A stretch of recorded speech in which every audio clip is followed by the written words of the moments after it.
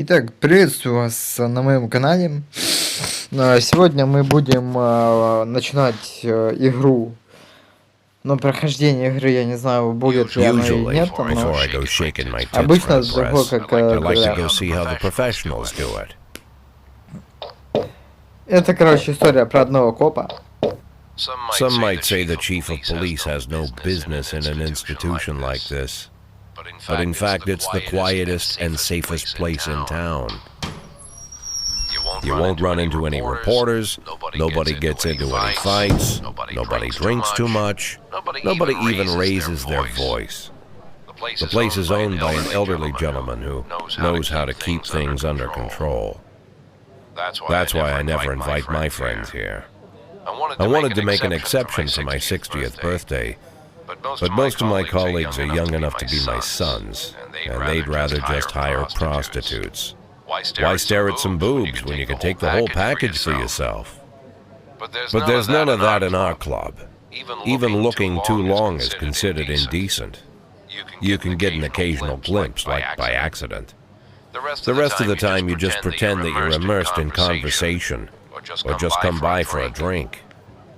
Doesn't mean these gentlemen wouldn't want their bald heads smothered in tits. It's just that nobody says it out loud. My younger colleagues might call it hypocrisy, but I call it the good old-fashioned manners. Good manners and leave the rest unsaid. She agrees to unbutton her blouse, and we agree not to pay too much attention. The girls are on a quiet prowl, too. They're looking for a way out of their cramped rooms. Maybe make friends with some wealthy patron with a pacemaker and dentures. Everybody wants something. But we have to control ourselves, or we'll all turn into libertines and prostitutes. Hell, if there weren't any rules, I'd be belching and farting, jumping up on the table, arms held high, yelling, "Shake it, baby!"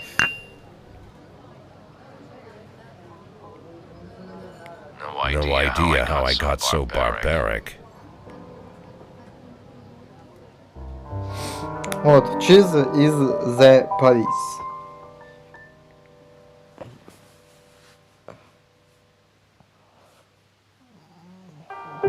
Так, давайте сюжетную кампанию пройдем. Сюжет. Новая игра. День 1, 15 июля, понедельник. Мэр Роджерс — сексуальный маньяк. Вторая новость. Мэрия подтвердила слухи об отставке Джейка Бойда. Марк Уорр II покажет в Фрибурге на день раньше мировой премьеры по личной просьбе мэра ехать на работу. Это наш с вами первый день на работе.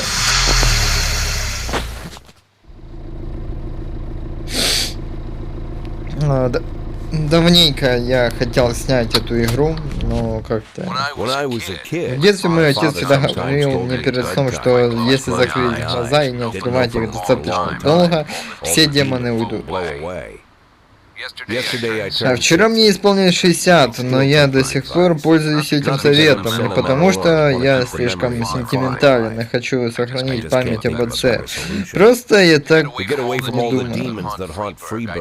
думаю. Короче, читайте сами, я медленно читаю. At least that's what my colleagues say. They're afraid of press conferences. But for me, it's more like a confessional. No matter what lies you tell, you're privately thinking the honest answers. It helps me remember who I am. The fact that I'll be reading all about it in the papers tomorrow is a small price to pay. Не, мы будем смотреть серию Penance for the preacher.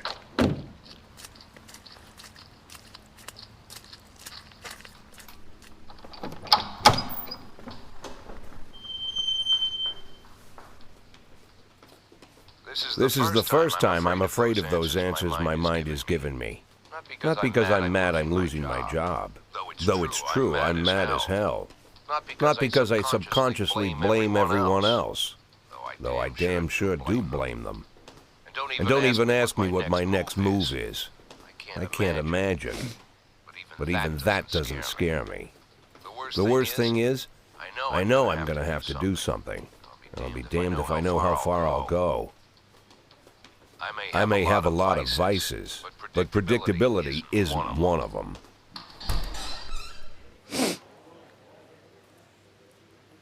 Работать мы сегодня будем, нет?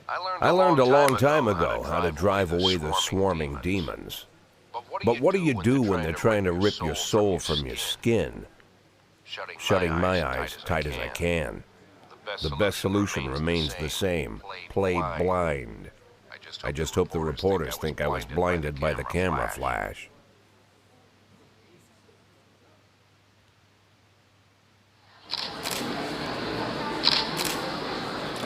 Доброе утро.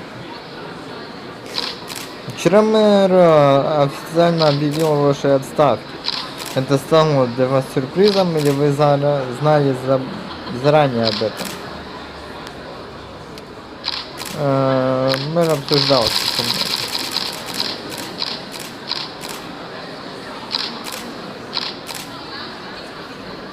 Да. Знаете своего нового преемника?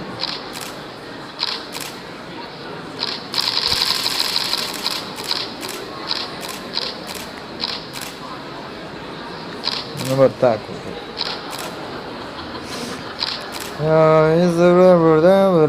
Передумать. Я был бы рад.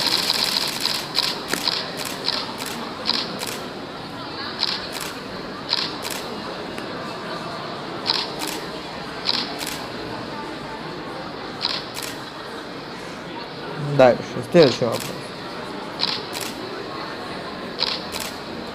Я не знаю.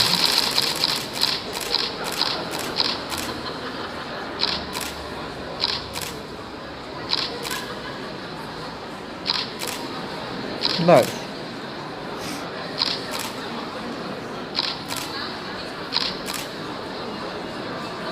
Возможно. Следующий. Спасибо, конференция окончилась. How's the back today, Mr. Boyd? Same as usual. How did the press conference go? You can read about it in the newspapers tomorrow. Don't let anyone in. Even Mr. Kendrick? Especially Mr. Kendrick.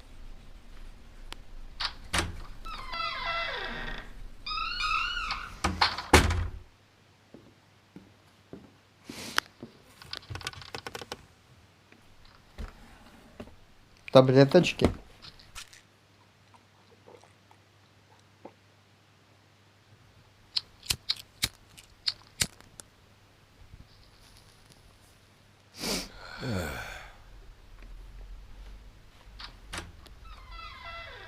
As soon as I heard the door creak, I knew what face I'd see. When I tell Emma not to let anyone in, there's only one man it could be. Rude, arrogant, no warning. That's Mayor Rogers in a nutshell.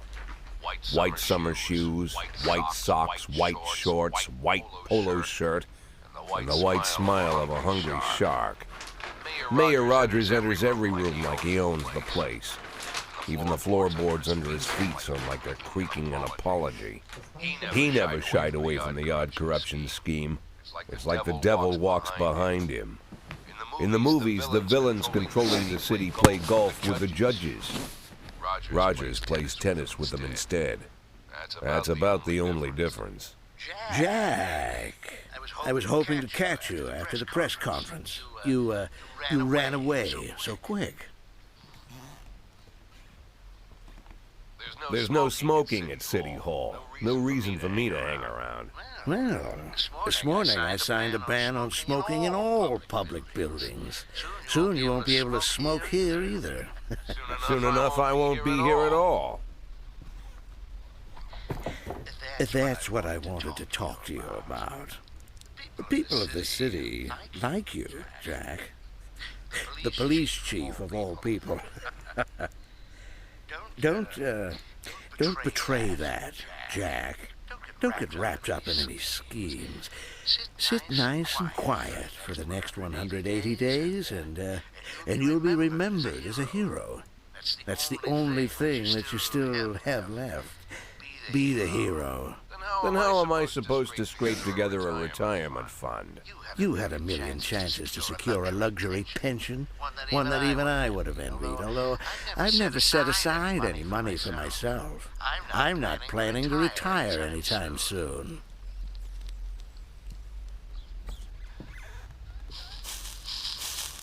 "180 days of quiet, Jack. That's all I need. I don't have any problems with you, and you won't have any problems with me." Как бы у тебя не было I проблем have a с new ними. assistant, Troy Starr. If you have something to tell me, call him.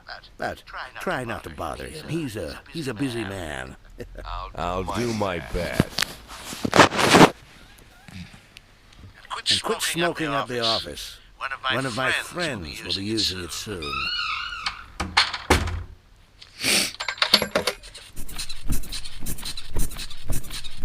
Важное дело. I'm sorry, babe. Only the mayor has this number. Mr. Mayor?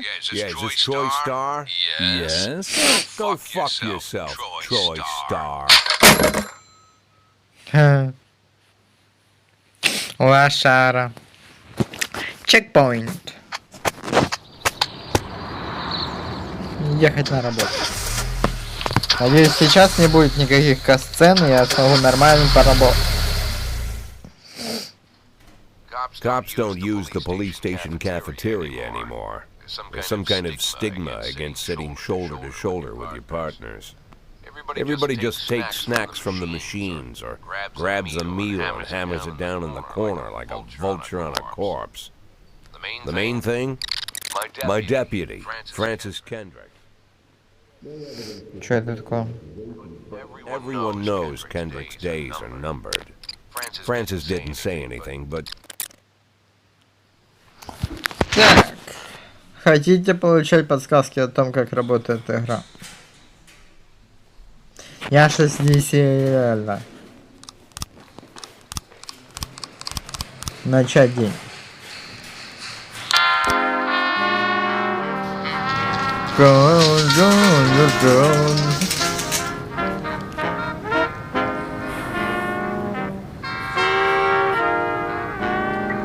Так, что здесь? Мы с женой выходили из магазина, увидели, как фургон на парковке сдавал назад из дома бомжа. Который, когда мы увидели, выскочил на крик, но спокойно уехал, когда увидел, что меня... Продолжим в другой серии. Давайте. Сейчас.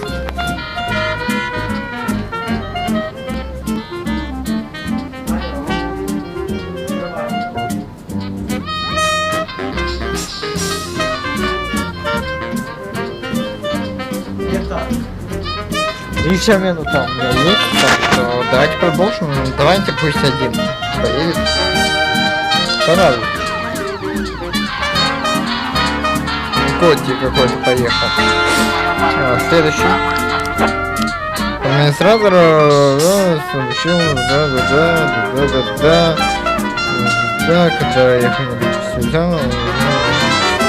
кассиру голову свою дочку. Ну тут два нужно, наверное, скорее всего. Давайте.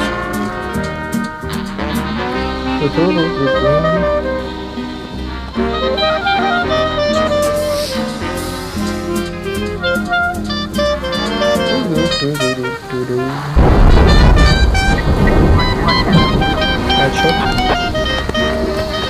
Преступник скрылся. Ну и хуй.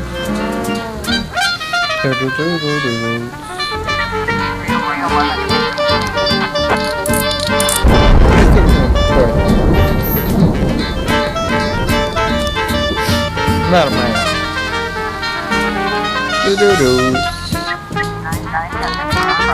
Так, грабитель скрылся в машине на продавца. Ограбление. Нужно 2. Похер. Драк. Куда тебе прайс, ты пенсионер?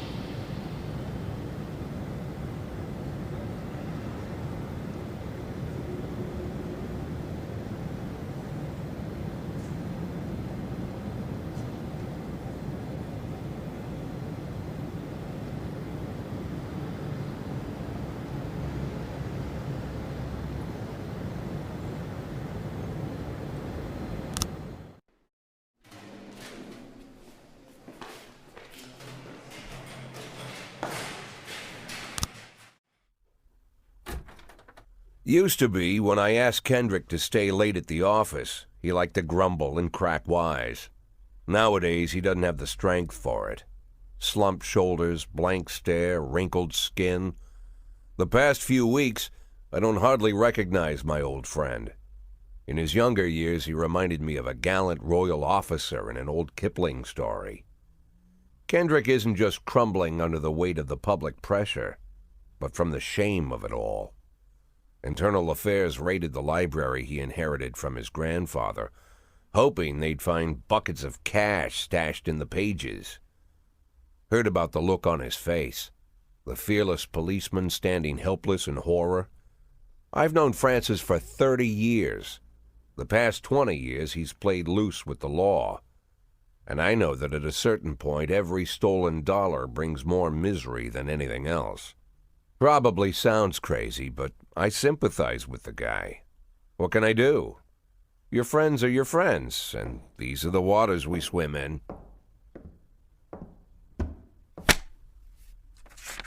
Called all of the people on that list today. Now they know you're in business, so you could get a call from any of them. You don't need to worry about any of them. I've cleared them all. And what kind of business are we talking here? It's nothing too serious, just like you asked. Should be just a few small favors. Payments will vary depending on the situation and who you're dealing with. How much are you looking to earn? $500,000. $500,000? Why not a whole million? Because everybody wants to take $1 million. Figured I'd try something different. $500,000 in 180 days? Well, you could earn it all above board if you netted all the big fish and hit all your bonuses. Never knew you for a fisherman. Well, you never got into my business, and I'm not trying to get into yours. But be careful about bringing in any other cops. Sooner or later, they'll put the finger on you. And one more thing, Jack. I remember what you said, but I should probably add one more name to that list. Christopher Sand. Sand. Christopher G. Sand. Everyone knows the name, but few could tell you who he is. The old man stays away from the spotlight. Always wears old-fashioned jeans and knitted sweaters. Gives to charity. Rarely attends social events. An avid hunter, I hear.